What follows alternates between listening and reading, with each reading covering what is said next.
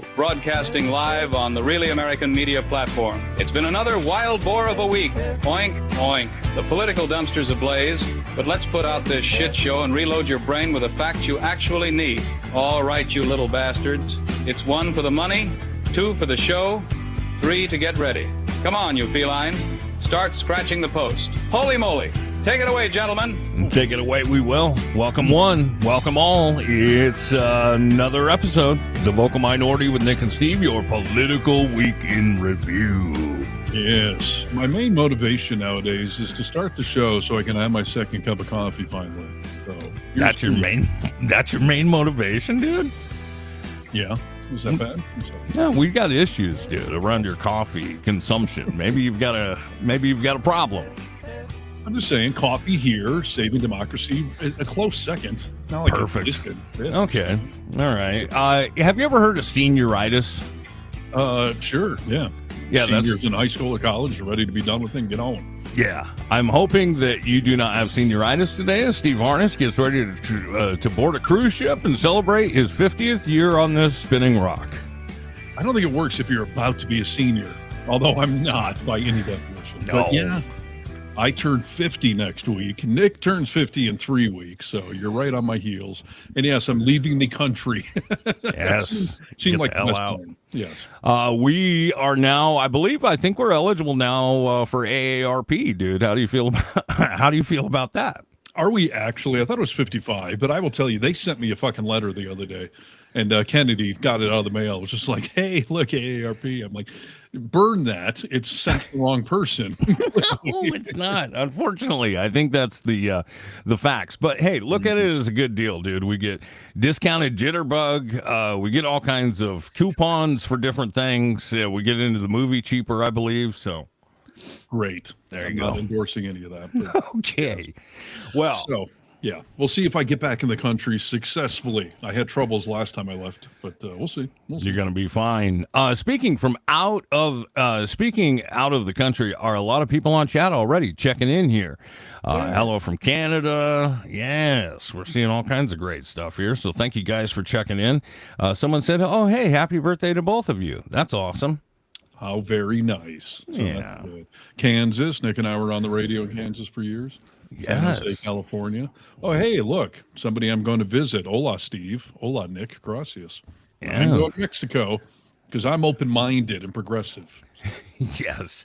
I don't know if that counts for open-minded and progressive, but you're just going to go enjoy a beautiful country, enjoy beautiful food, and hopefully some tequila. Yeah. Oh, that's the plan. Let me Yeah. tell you. So, all right, listen, there's a lot to go on. Speaking of, of love on the high seas, we need to talk about love at 30,000 feet and infidelity, cheating. I mean, politics today. I tell you. Yeah, we've got a ton of good stuff. Oh, here, Florida here. I know. Oh, what's up? No, we invite you. We welcome you with open arms, and let's hop into a political weekend review. This is Need to Know News. News you need to know. Hello, Americans. This is Paul Harvey. Stand by for news. All these happy birthdays. So very nice of you. So that's good. Caffeine. Here we go. Someone says caffeine is one of the 4 basic food groups.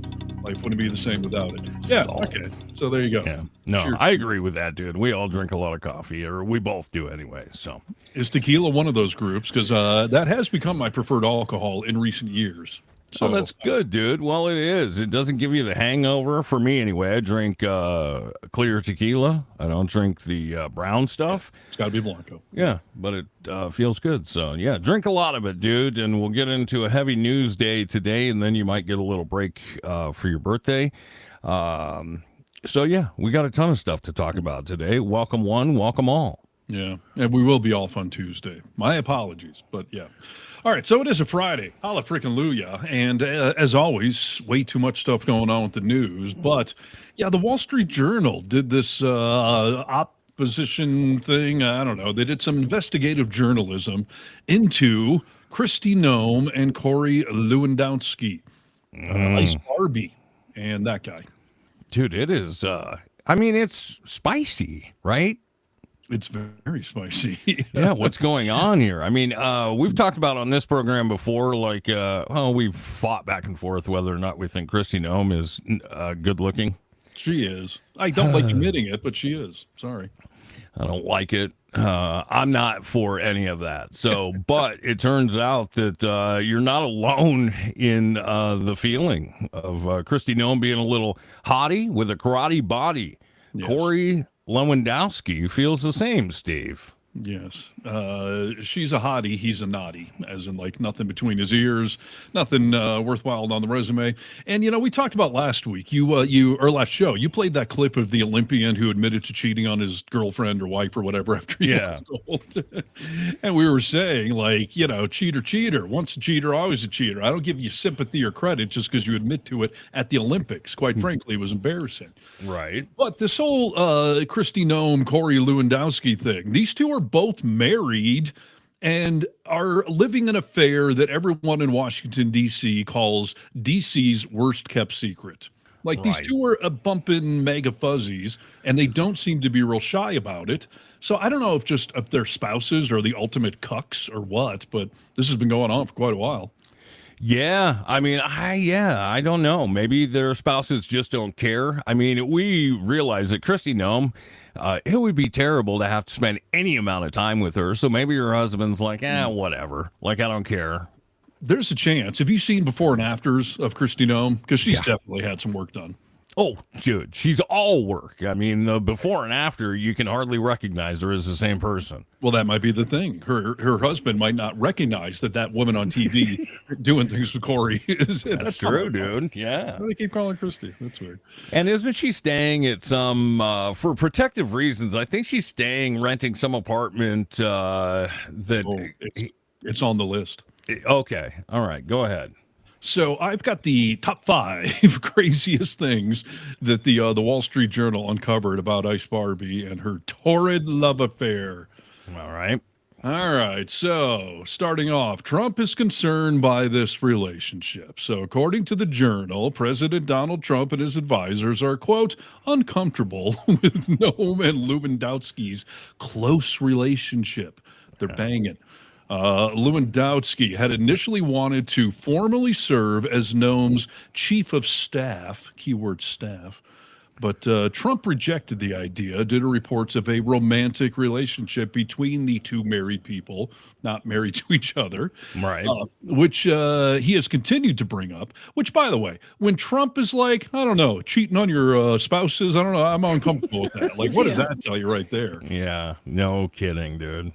So Trump rejected that idea after tabloid photos of Lewandowski showed him going back and forth between his apartment and Noam's across the street last year. So the secretary moved into a government-owned waterfront house on a military base in Washington that is supposed to be for the leader of the U.S. Coast Guard. Coast Guard falls under DHS, privy with Kristi Noem there. Yeah. Lewandowski also spends time at the house.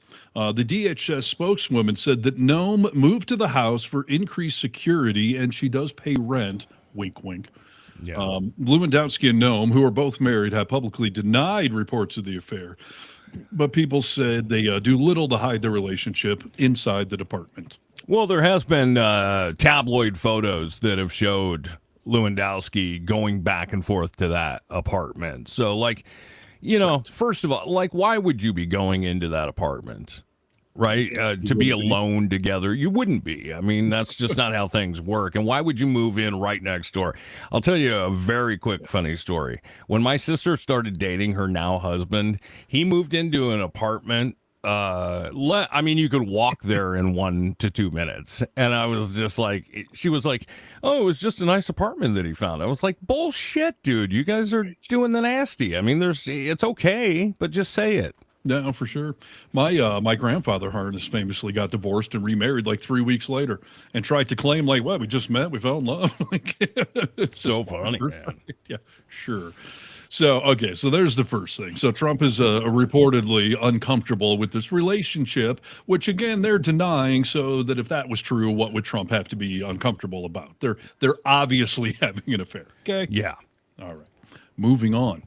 Let's see. Lewandowski's odd arrangement. So get this. After being denied that job as her chief of staff, Lewandowski settled on a role as a special government employee, which is supposed to cap government service at 130 days in a year and is generally used for experts working on a specific project. That is how Elon Musk was getting away with being the head of Doge without I was going to say, that's exactly why Elon had to leave. I mean, that's the rule. Exactly. And this way you don't have to go through any sort of, approval process, vetting. Yeah.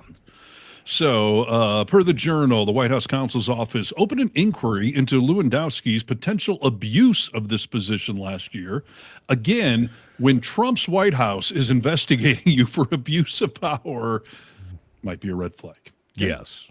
Let's see. Officials say his involvement in awarding government contracts while he is still employed in the private sector has raised alarm bells inside the White House and DHS. So conflict of interest with his little special job. And I have heard no evidence that he stopped somehow working at the 130-day mark. No. Yeah, he has not stopped working. I mean, I think he just went to Argentina with Kristi Noem, and they were, going together. No, they're going everywhere. And just bear with me, people. These get saucier the further into this list we get here. So, sure. The next one is called The Buck Stops Where.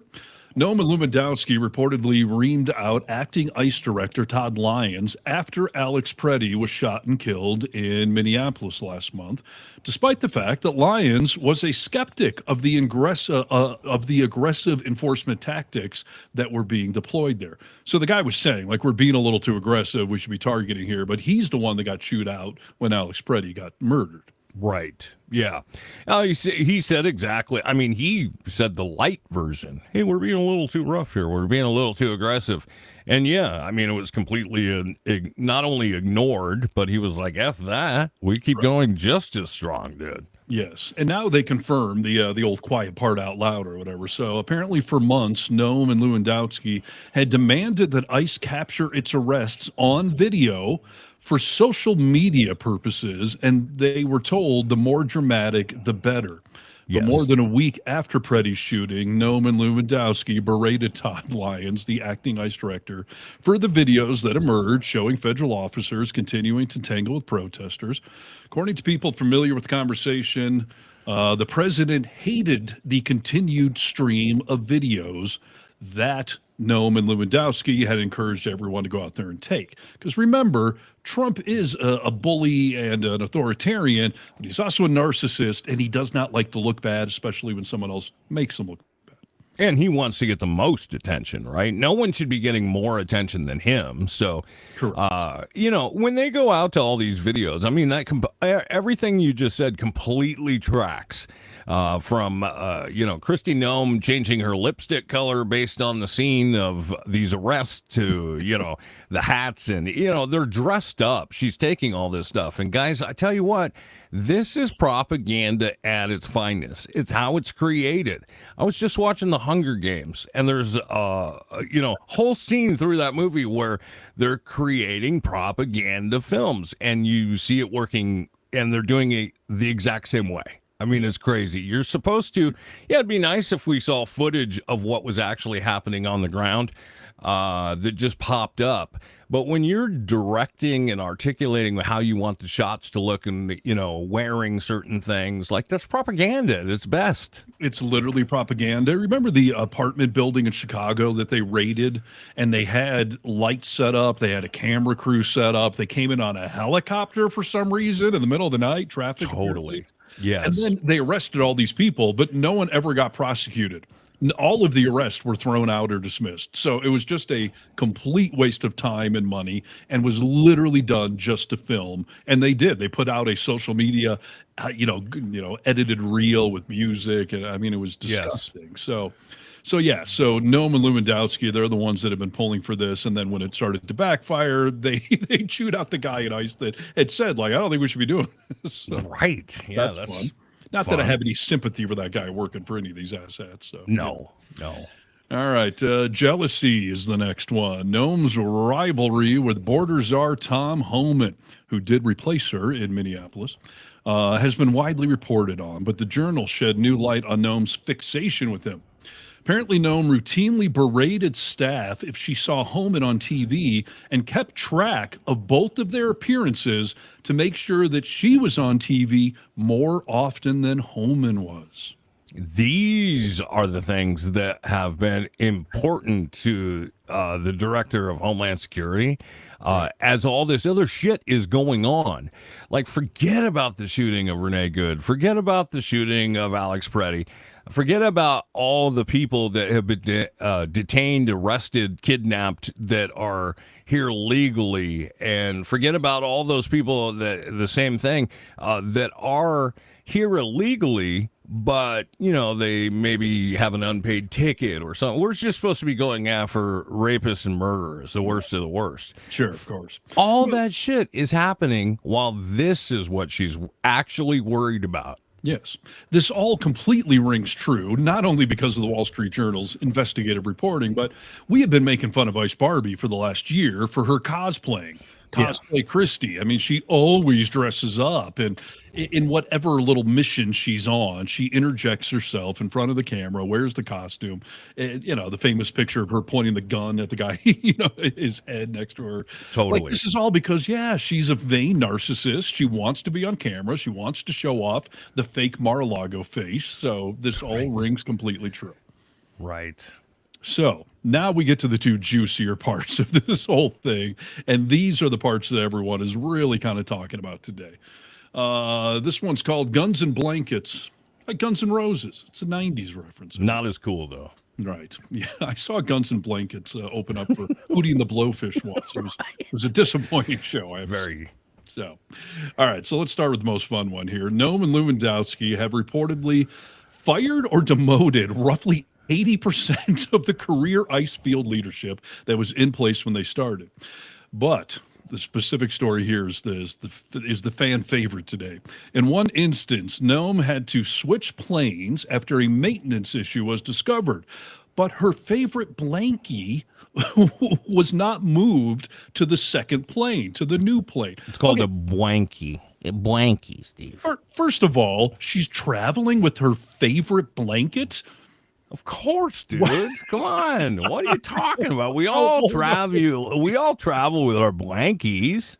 Wow. I have known some adult women that still have teddy bears and blankies. None of them have been emotionally well adjusted. Just saying. Okay. Yes, you are correct. I was going to say anyone you know is a psycho. Right. And I'm not talking about those of you that still have it, you know, maybe sitting on your bed or like you're traveling still with your bunny or your bear or your blanket.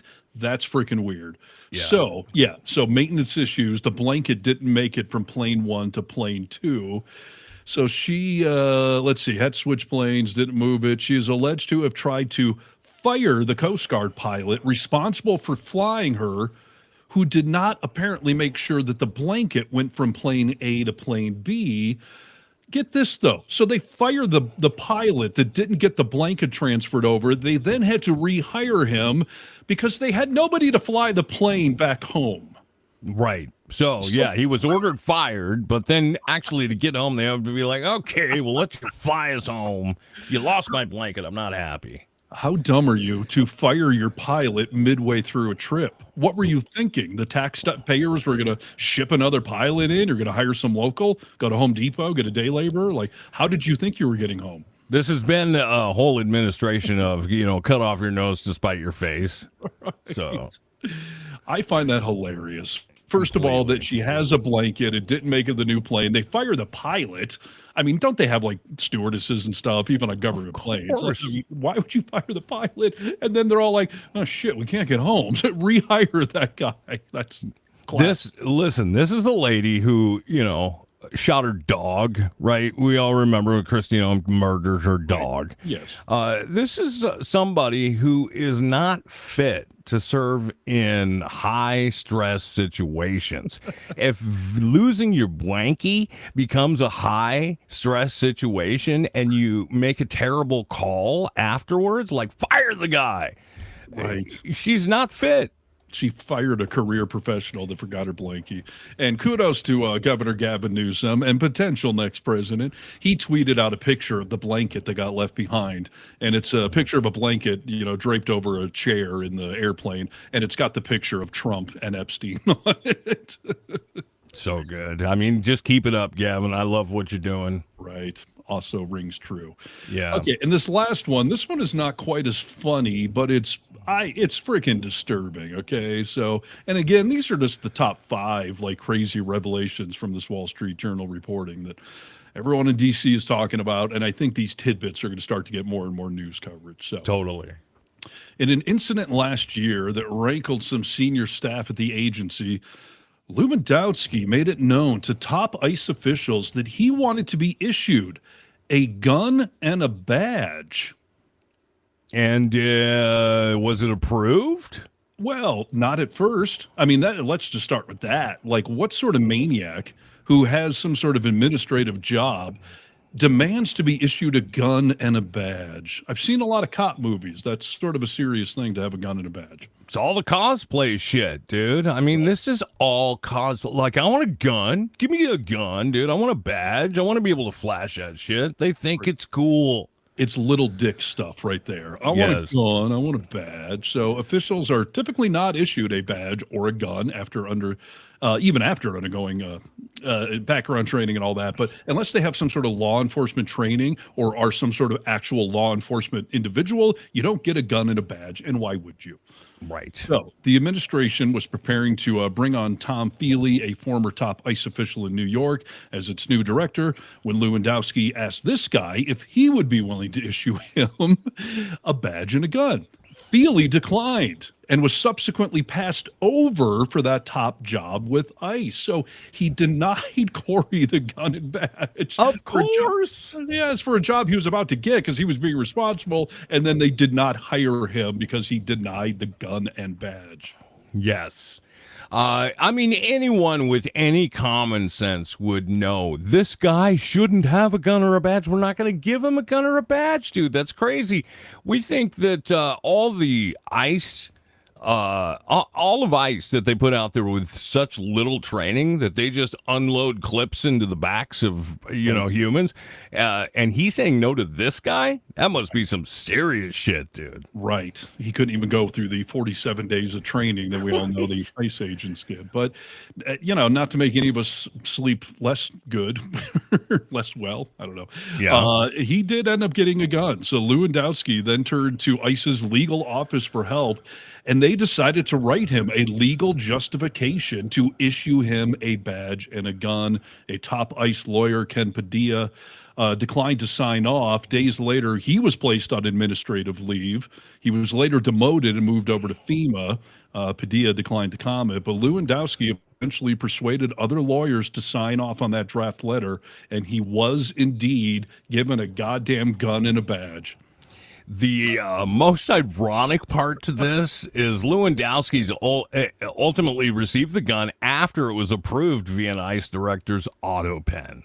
Yes, that is a great point. Yes, they used Kristi Noem's auto pen.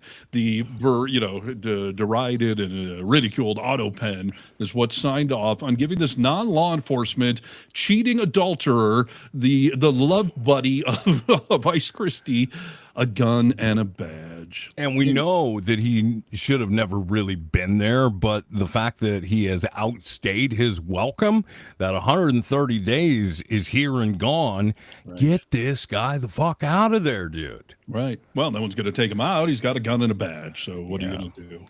Are they using it for kinky sex games like they did on The Sopranos with guns? Like, I don't know. But I don't know what other purpose he would have to have guns. These people have full-time security.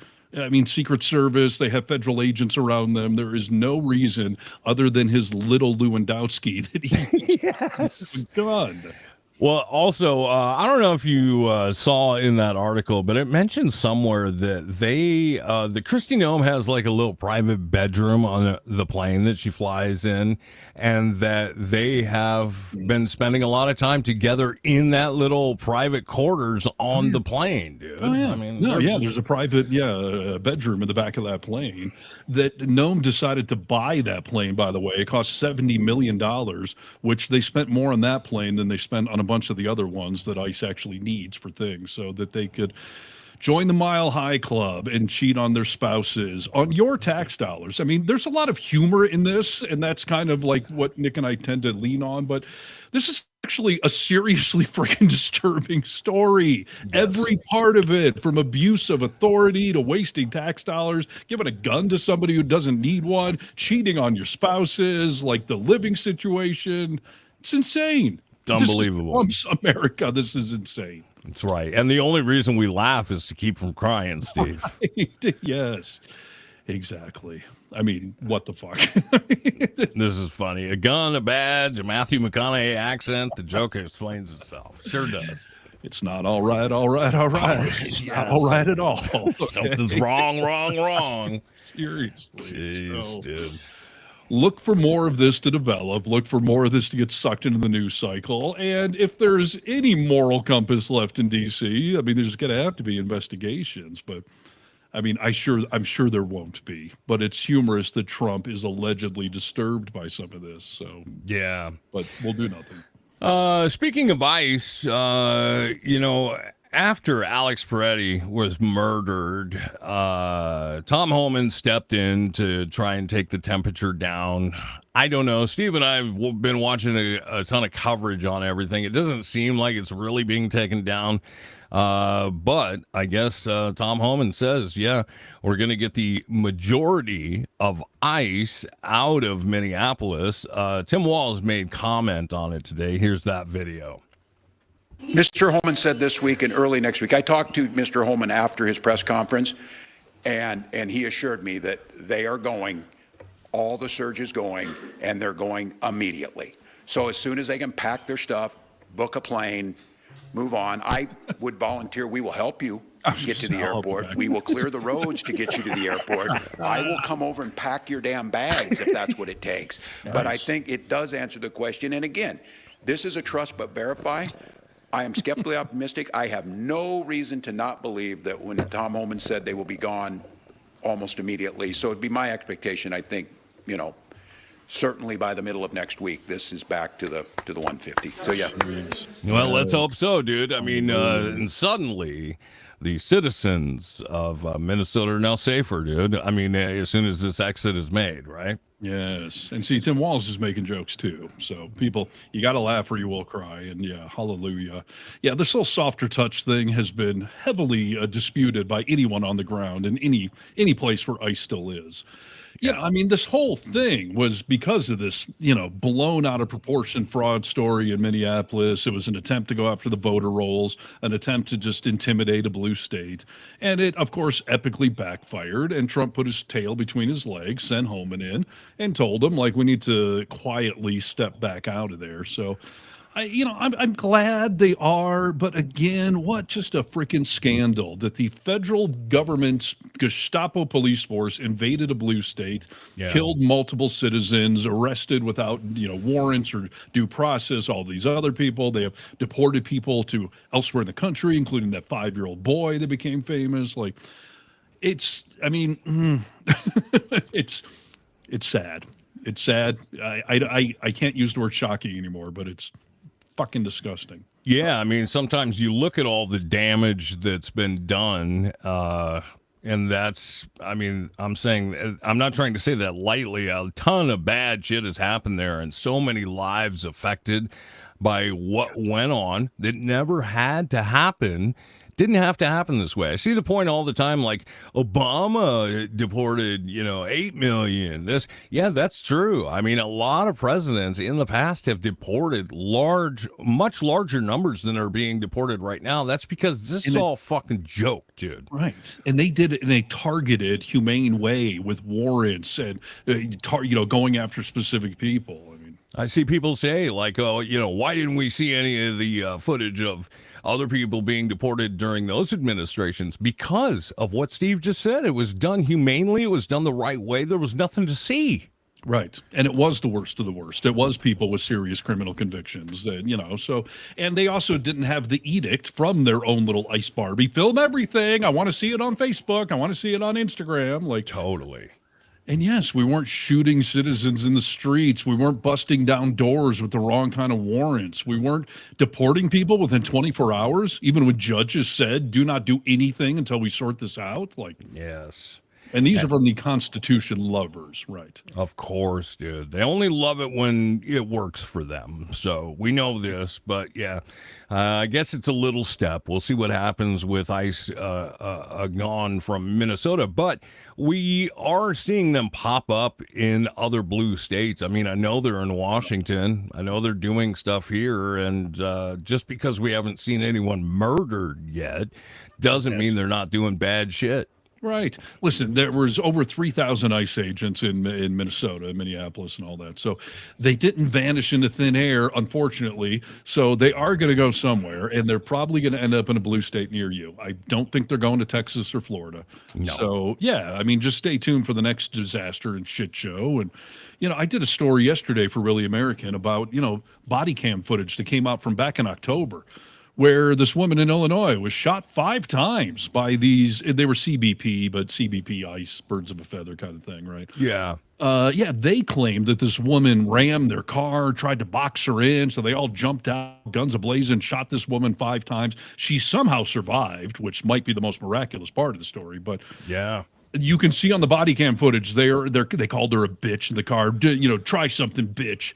And they got their fingers on the trigger already. They jump out, and then they're doing this trick that some dirty cops do, where these guys did have body cams. And this was back in October. This is before Renee Good, Alex Preddy, which might be why they didn't have body cams later on down. But they're doing this bullshit trick where you narrate what can't be seen to try to control the narrative. Oh, she's ramming us. She's getting hostile. Like, none of this is on camera. Also, they can paint the picture. But they didn't realize there were external security cameras watching them, and you can clearly see the car is not boxed in. You can also see on one of the body cams, they ram her. They turn the wheel and ram into her. So, Dude, that is just sickening to hear. Yeah. But we know that shit's going on all the time. You Absolutely. know? That is just nuts, dude. And without their body cams, it would have been hard to put all the pieces together. But, this is why the Dems are trying to hold out for this government shutdown that's going to unfold this weekend. One of their demands of ICE, besides take the masks off and use warrants and all that, like, wear a body cam, like almost every law enforcement in America does. And that has changed law enforcement dramatically. Yes, For the 100%. better. Accountability. They know someone's watching. Like, so. Yeah. Oh yeah, no. I mean, the next story is just it'll be out soon, and it's so disturbing to me that in that case, the woman is named Martinez, that they called her a bitch, which is the same thing they did to Renee Good after they shot her. Like, that just shows you the roided out man, attitude that's going on at ICE and how they look at citizens. Fuck that bitch. Like, and then they shoot them. Yes, shoot them in cold blood. But yeah, it is. There's got to be some sort of connection to them hating women so much that they've never been able to be with one, or what denied by women. Who knows what it is. These are all dudes with little dicks and big trucks. There's always that correlation. Yeah, 100%. So, yeah, we'll keep monitoring things. There's, I think they got another law passed in Washington state today that doesn't allow ICE on, I think, federal grounds. Like, they can't go to the courthouse, stuff like that. And obviously, we are a sanctuary city here, but they've also got a law going now where they do have to take their masks off, dude. They can't operate with masks on, so. It's not going to work. That's the problem. Right. California did the same thing. State laws can't trump federal laws or authorities. So it's unbelievable. It's a good gesture, but these are the things they're fighting. This is the reason why our government's going to at least have a partial shutdown, because they want to give into these things. And yeah, I got another ICE story. I don't know where you want to go. Nope. Yeah, let's do it. So, you and I have been talking for months about all of this money that ICE is dumping into new high-tech surveillance. Yeah. Whether it's the flock cameras, whether it's these fake cell towers where your cell phone connects to theirs, this spyware that you don't even have to click on anything and it can infiltrate your phone and spy on everything you're doing. And we've talked about social media. So, U.S. Immigration and Customs Enforcement, also known as ICE, are reportedly now allowed to secretly infiltrate and interact with social media users as DHS has quietly been expanding its use of undercover techniques.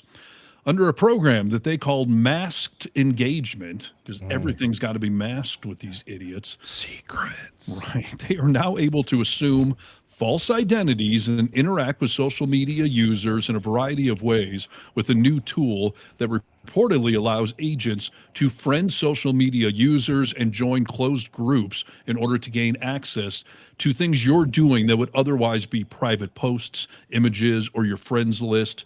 In other words, they're able to see your friends list. They can friend you. You won't ever know it. You can't stop it. They can get into private groups. They can literally just spy on what you're doing on social media. It's unbelievable, dude. I mean, that is happening shouldn't just bother the left. It should bother fucking everybody, dude, because Don't tread on me types. Yes. yeah, exactly. Don't tread on me. What happened to all of that? As soon as this stuff starts happening and we don't step up and do something about it, this infests like a cancer. It becomes everywhere. I mean, we'll see it everywhere in things that are much bigger than social media. Yes, no, for sure. Give them an inch, they will take 5,000 miles. And we keep harping on the fact, get vocal. That is our mantra. It's part of the name of the show. It is how it's one of the limited power moves we have right now because Trump is a narcissist. He is affected by public opinion. He does not like to be made to look bad. So we keep telling everyone until the midterms, like, you've got to get angry, get vocal, talk about it on social media, friend groups and all that. So I have an example of getting vocal worked. And it's something you and I talked about on the last show, because during the Super Bowl, they did that Ring camera commercial that talked about, if you've lost your dog, just opt in to this community-wide surveillance network, and maybe we'll find your dog, but we'll definitely be spying on you, your neighbors, your gardener. Well, they really sold it at tugging at the heartstrings. I mean, it was something like, 2 out of 10 dogs are reunited with their family, if anyone's ever had a dog run away or lost dog or cat or whatever, I mean, that's dreadful, right? So to think like, oh, I could be reunited with my pet, like, that's amazing. Of course I'll opt in. Of course. And I had done a story, and you and I talked about it on Really American, about the fact that Ring, which is owned by Amazon, they signed this agreement with Flock.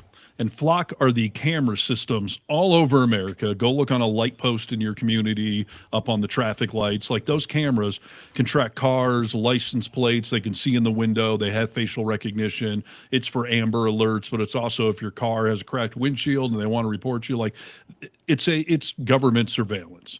And there was multiple stories, including in your Washington state, where ICE was illegally accessing these Flock cameras to gain information on all of us for whatever the hell their reason was. Yeah. And so, when that story started getting attention, that Ring had signed up with Flock, when that Super Bowl commercial freaked everyone out, completely backfired on Ring, not what they were trying to convey.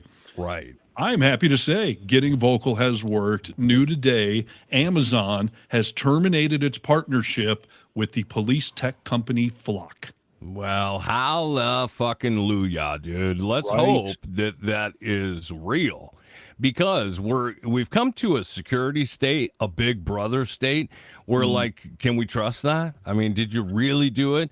I would recommend with people that, because we do have this technology, we like this technology of, oh yeah, I like to be able to see, that there's somebody at my door. I don't want to answer the front door or whatever, but all of the stuff that routinely, I mean, I'm the husband of a lawyer, and I routinely just check agree. You know, like we need to start looking closer at some of these privacy statements and see exactly what they're asking. I know now that TikTok has been taken over. You would think that you had to worry about this when China owned them, but now that America owns them, that there's all kinds of shit that we agreed to in this privacy statement that is very concerning. Yes. Isn't it funny? I would trust the Chinese government 100 times more than I would trust the Trump regime Right. with my personal data. So yeah, TikTok is a cause for concern.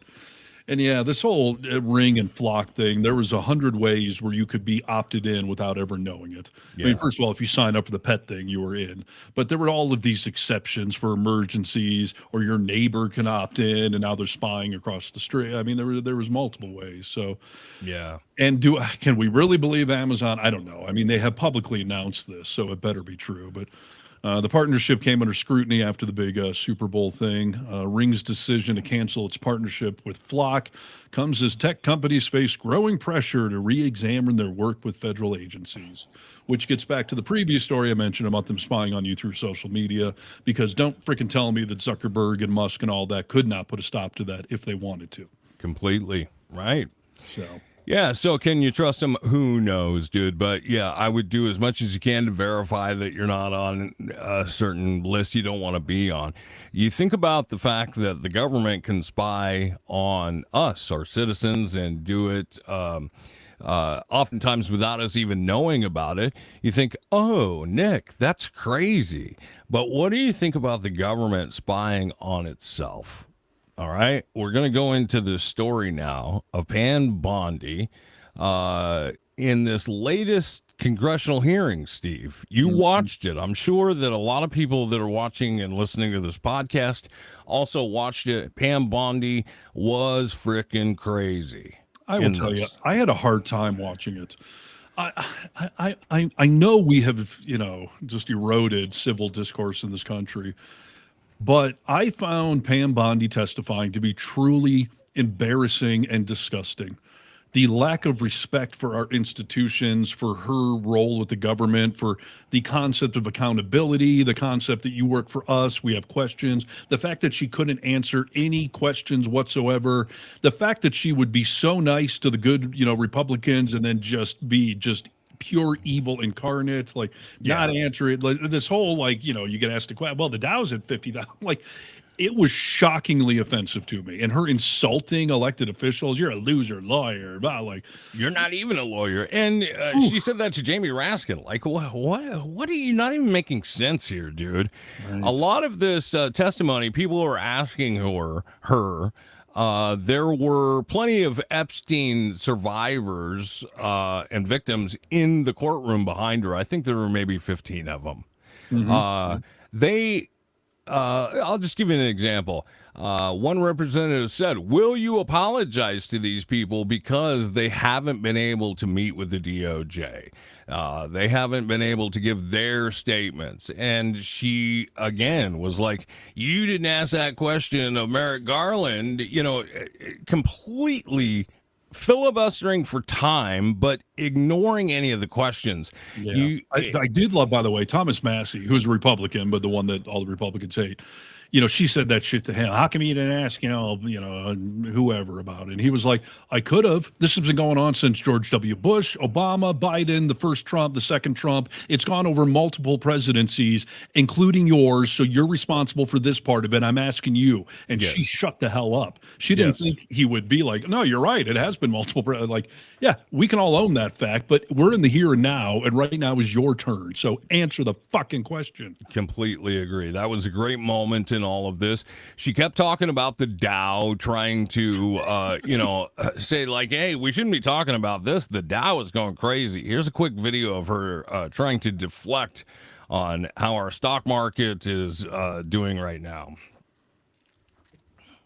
The Dow right now is over. The Dow is over $50,000. I don't know why you're laughing. You're a great stock trader, as I hear, Raskin. The Dow is over 50,000. You work for Merrill right Lynch? now. Like the what? S&P at almost 7,000. And the NASDAQ smashing records. Americans' 401ks and retirement savings are booming. That's what we should be talking about. So, see, I mean, this is a response to something about a victim of Epstein. Like, it's just crazy. She went on and on and on about that the whole time. And just, I mean, she enraged me, too. I was just like, why is she talking to people like this? I mean, it's crazy. And how many knee pads did she go through on that whole testimony? I mean, the way she's just overtly sucking up to Trump. Greatest Yes. president ever. And you got Trump derangement syndrome. I mean, she sounds like a troll in the comment section. 100%. Top in our country. Yes. Okay, so yeah, this is February 11th during a heated House Judiciary Committee hearing on DOJ's Epstein handling. Photos were captured of AG Pam Bondi holding a black binder labeled Jayapal search history. Listing Representative Jayapal, Democrat, specific searches like Epstein victim list, all redacted. So Bondi used this during this whole thing. She kept going and turning the pages and looking. What was she doing? She searched people in Congress and their internet search history. I'm going to play a little video here of Jayapal talking about this, of exactly what happened. Am I pronouncing that right? I think it's Jamila. What she had was a printout of the search history when I went to the Department of Justice Annex to look at the supposedly unredacted Epstein files. And in that room where there are only 4 computers and there were 2 people monitoring everything we did, they had to log you in. And apparently they logged you in with separate IDs and logins so that then Pam Bondi could go back and look at exactly what you searched, which is a violation of the separation of powers between the DOJ and Congress, the administration and Congress. And essentially, they were spying on us. She had that printout in her burn book. I don't know how she intended to use it. Yeah, So, Camilla Jayapal, by the way. I just want to get her name correct, but yes. Okay, so yeah, she says accusing Bondi of violating separation of powers by tracking and printing her search history, calling it a burn book. And if you think that she was the only one that noticed this was odd. And she was asked a tough question. She discussed the Dow and how high the stock market was doing. It's shameful.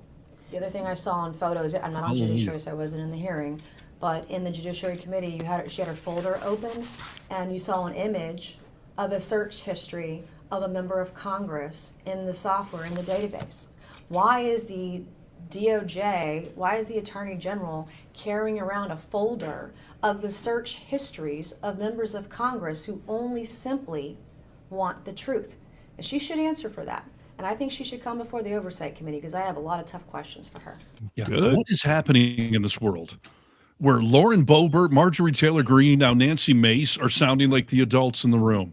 It's crazy, dude. But I mean, that shows you how frickin' far gone we are. Yes, because they don't want to be spied on either. They're sane enough to say that this is not okay. Nancy Mace especially probably does not want her search history spied on. Well, yeah, it's interesting. Representative Nancy Mace confirmed on social media that DOJ tracks all lawmakers' Epstein file searches regardless of party. Yeah. Why? Why are they doing that? I mean, I don't know. I would assume, and they did it on multiple people. And just to be clear, this is not them tracking their search history in their private offices or whatever. These are these computers that were set up to look at the unredacted, quote unquote, Epstein files and whatever emails they read, whatever, resources, because you got to think they're going in there with millions of documents. Yeah. So they're looking for specific things. So they were looking things up online. They were going to emails from experts that were telling them, look for this, all that stuff was being tracked and monitored. I don't know why that would have come in handy, other than to maybe be like, this is political to you. You're only searching for Trump. Or look, you searched about 6-year-old girls. You're the pervert. I don't know. But this, again, is like Mean Girl bullshit, where they were compiling ways to just troll and argue instead of answering questions. But this may be the one sliver of hope that comes out of that debacle this week, because even Mike Johnson, Mega Mike Skippy Johnson, said that that's not okay. Like, if this is confirmed, like, you can't do that. There's a separation of powers. So unless you have a warrant, because everyone got, Jack Smith when he subpoenaed the cell phone records of some of the mega types on January 6th, which only showed who they called, not giving them the chance to listen in. Like, he went through a legal process to do that. There is no warrant. There is no justification. It's only a blatant violation of the separation of powers. And as Nancy Mace said, it's creepy. It's fucking creepy. And it seems to me like it's some sort of entrapment. Not that anything illegal is going on here with these searches they're doing in the Epstein files, but you're right. I mean, maybe it is so they can say, like, okay, we need to know how to respond to this. We know that they searched this. They're probably going to ask questions about it. We need to get our rebuttal ready. Right. Yes. Yeah, I mean, whatever it is, it's shady as hell, and it's not her showing up to do her goddamn job and have some accountability. Like, it's just beyond disgusting. Yeah. And, again, the only good thing maybe besides this potential investigation is that much like ICE and much like the Epstein files, people see it for what it is. She has been getting mocked left and right this past week. I mean, I'm seeing comedians doing bits about, my wife asked me, well, why do I smell like perfume? Well, the Dow's at 50,000, honey. I mean, everyone is making fun of her for it, the memes and the trolling. So again, this is not going to help them in the midterms, which is exactly what we all need and want. Yes, 100%. So, yeah, we'll see where it goes, but creepy at best. Yes, absolutely. Speaking of creepy, segue, Trump did some more pardons today that I find odd. I find all of his pardons odd, but, Trump is supposed to be keeping us safe from drug users and whatnot, right? I mean, wasn't that the premise of Venezuelan? Yeah, I was going to say he murdered a bunch of people to keep cocaine out of our country. Actually, fentanyl, but fentanyl doesn't come from Venezuela. So. Right. So for some reason today, he pardoned 5 former NFL players, one of them who was dead. I don't even know what the point is, pardoning somebody who's for his dead. memory, Steve, damn it. I mean, some of them had, like, one of them had a cocaine trafficking, it was one of his offenses. So President Donald Trump, himself a convicted felon, has issued pardons for 5 former NFL players, including one who is already deceased. Their crimes covered offenses from courtroom deception to major drug crimes, including trafficking. Yeah. Former New York Jets standout Joe Klecko received relief after admitting to lying under oath to a federal grand jury probing an insurance fraud scheme. Klecko later entered the Pro Football Hall of Fame in 2023. Dallas Cowboy lineman Nate Newton, 3-time Super Bowl winner, was pardoned following a conviction tied to marijuana trafficking. Jamal Lewis, once a 2000 draft pick, pled guilty after using a cell phone to arrange a drug deal. And then Travis Henry admitted involvement in a cocaine trafficking conspiracy. He was pardoned. And then Billy Cannon, pardoned posthumously, confessed to counterfeiting, and he died 6 years ago. Yeah. Why? Why would you even do that unless, as we know with Trump, somebody paid you? I mean, what other possible reason would you pardon a dead guy other than there's something in it for you? And the New York Times did a great investigative piece that almost the majority of these people that Trump has pardoned, which, by the way, he has pardoned 5-6 times as many people as any other president ever has. Yeah. Most people somehow donated or contributed or whatever, $2 to $5 million to either get a pardon or to get some restriction lifted on your company or whatever. Like, he's not just doing it out of the kindness of his humanitarian heart. He's being bribed. So today, 5 skeezy NFL dudes got pardoned. Johnson posted on X praising Trump's second chances, quoting football themes. Dallas Cowboys owner Jerry Jones personally notified Newton about this. All had served sentences over a decade ago. White House cited rehabilitation and sports legacy as if that's somehow fucking important to the U.S. people. Right. I mean, this is the president who's getting all worked up over the new kickoff rules and Harbaugh getting fired and whatnot. Like, again, this is supposed to be the party of small government and letting businesses do what they're going to do and don't tread on me and all this. But he's just pardoning sycophants and suck-ups and bribers left and right. Yeah. And who Pretty cares about crazy. drugs? I mean, we're seeing it with Nicki Minaj, right? Like, we know that Nicki Minaj sang and hated Trump and this whole cabinet for a long ass time. And now she's cuddled up next to him because not only her brother, but her husband are sexual deviants, you know, and charged with certain things. She'd love to have those pardons ready. So, Of course. all of this pardoning takes Trump's approval rating down to 36%. Trump's 36% approval rating exceeds records like Truman's 22% in 1952 or Nixon's 24% Gallup poll. Think about how crazy this is. Watch this video and tell me what you think, Stephen. This is exactly why they flood the zone. Because if you missed this incredibly important story yesterday, February 11th, 2026, so did I. Because I was focused on what was going on Capitol Hill with Pam Bondi, as well as the chaos in El Paso around whether or not that airspace needed to be closed. See, yesterday, after nearly 90 years, Gallup, who is the public opinion polling agency responsible for the presidential approval rating, decided suddenly that they were just going to stop reporting on presidential approval ratings. After nearly 90 years. To give you kind of a concept of how serious that is, this has been the tried and true measure of public opinion on the U.S. president since Harry Truman was in office.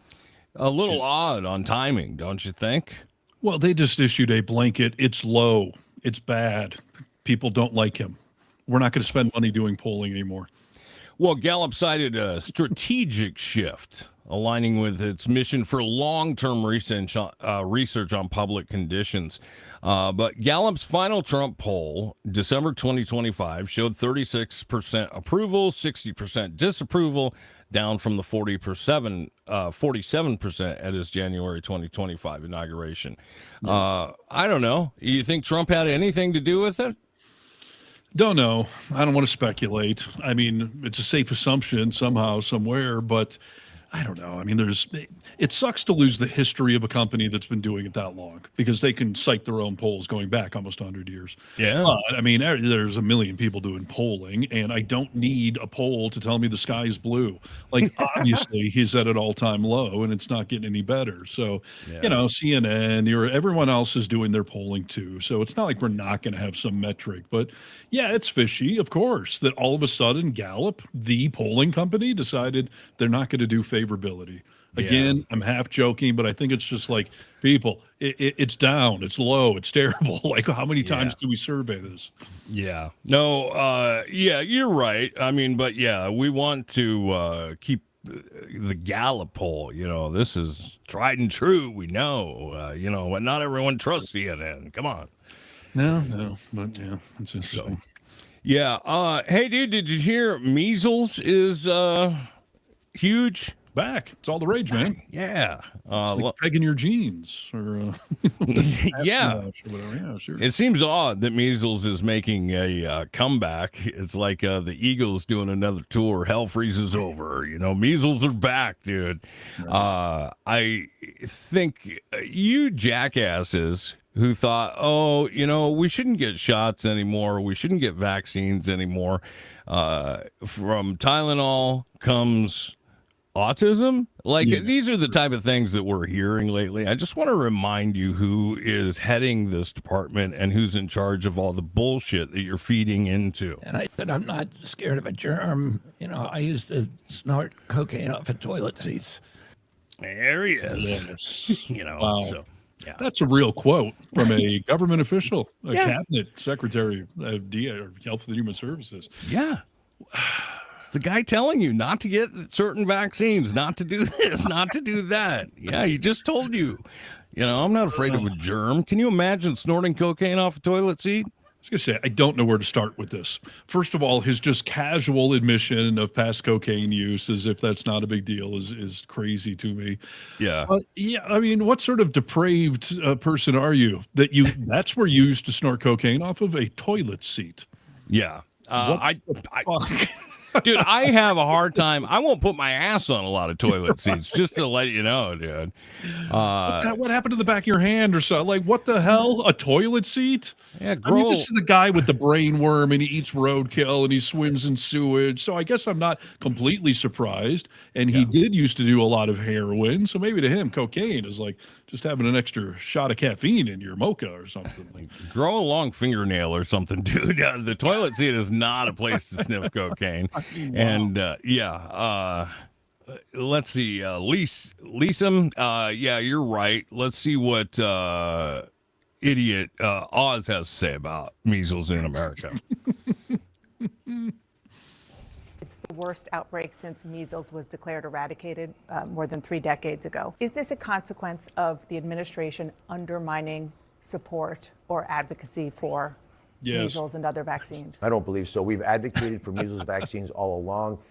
Secretary Kennedy's been at the very front of this movement. Come on. No, he is As a doctor, your message to people about the measles vaccine Take is... the vaccine, please. We have a solution for a problem. Not all illnesses are equally dangerous, and not all people are equally susceptible to those illnesses. But measles is one you should get your vaccine. Okay. These morons don't seem to understand that when you disparage any vaccines, their base out there is just like, all vaccines bad then. If that COVID shot is bad, all vaccines are bad. I want polio back. I want measles back. I want everything back. Bring it all back. I don't want the jab, Steve. You think they have the critical thinking to distinguish between different types of vaccines? Right. That's a great point. This momentum has been building for years, and it just got a shot in the ass, a snort off a toilet seat worth of momentum to vaccine bad, science bad. So, of course, this measles outbreak is just going to keep getting worse. Yeah. Oh, God, dude. This country's in a terrible spot. Oh, God. I mean, it's a Darwin Award kind of thing, right? You're thinning the herd of people that are not critical thinkers and cannot understand that their doctor probably knows more than you do. There's all sorts of research into these things. Like, I understand skepticism or maybe spacing out some of the shots for the little kids, but just outright rejection of science is just so on brand for MAGA, whether it's climate change or vaccines. Trump just, I think it was today, rolled back some environmental protections that came about in the Obama era. They are allowing more asbestos, more formaldehyde, I think it is, to be put back into food and meat. Like, are you kidding me? I mean, what happened with, we're taking dyes out and people are happy about that, but we're going to put formaldehyde back into it? Right. It's money. It's money, money, money. Yeah. These corporations live for today. They don't care about tomorrow. And Trump is on the take, upside down and inside out.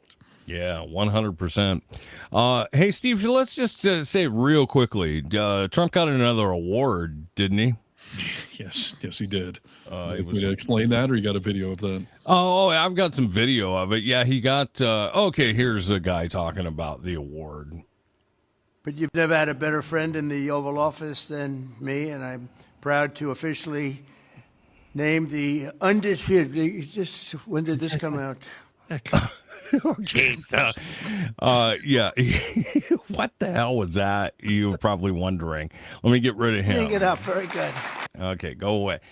So yeah, he was signing an executive order on clean coal, right? And clean coal. That's like safe tobacco.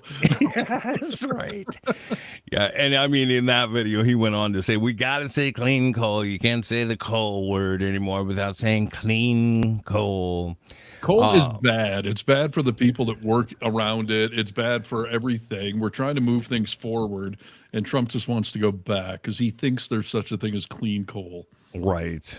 And I know we still need it right now. We're supposed to be weaning it out, not trying to up it and throw fuel on the fire. Like, yeah, coal's not good for the environment. We know this, dude. So, but he was given another coal show our award. appreciation. The trophy says the undisputed champion of beautiful clean coal. Thank you, sir. You're the laughter in the background. Yeah, people laughed. Thank you. We'll make a lot of money. He always says that, dude. But yeah, he got. So, what kind of awards does he have now? He has the Clean Coal Award. He has the FIFA Peace Award. What else does he have? Well, he stole a Nobel Prize. Yeah. He's got the trophy for the most mentions in the Epstein files. Yeah, he's got that one. His shelf is getting full, dude, of all these trophies. And I take offense to the verbiage in there, by the way. The undisputed champion, a beautiful clean coal. You are not a champion, sir. No. Farthest thing away from it. He's anything but a champion, for crying out loud. Undisputed champion of beautiful clean coal. I mean, there's just condescension and mockery in the title. Yeah. It's almost as if when the guy handed it to him, he expected Trump to be like, that's a funny joke. Like, that's a good, like, Trump's like, oh, thank you. Another trophy. I love trophies. Loves the trophy. We're going to make a lot of money. There's a doctor that was talking about that little gaffe he made, like undisputed champ, when he tried to say it. And she was like, that is a sign of two different things. It's either a mini stroke that he's had, not in that moment, or it's dementia. Either way, he's got to be done, guys. He's got to be done. Well, I mean, listen, the cognitive decline, if we're being generous, is just more and more obvious all the time. And yeah, I mean, again, the hypocrisy of everyone trying to go after Biden, who, showed signs of being an old guy, but nothing as bad as what Trump has been doing. And dementia, stroke, pick your poison. None of it is good. None of it. All right. But he got a shiny trophy, just like the one he's married to. So, Yes. Staying on brand. All right, chat. Well, thanks for joining the podcast today. Appreciate you guys tuning in live to The Vocal Minority with Nick and Steve. Yeah. If you want to go to our website, thevocalminority.net, you can message us directly. And, check out everything here on Really American. You can find Nick and I in social media stuff as well. But, comment, like, share, all this stuff. Help spread the good word.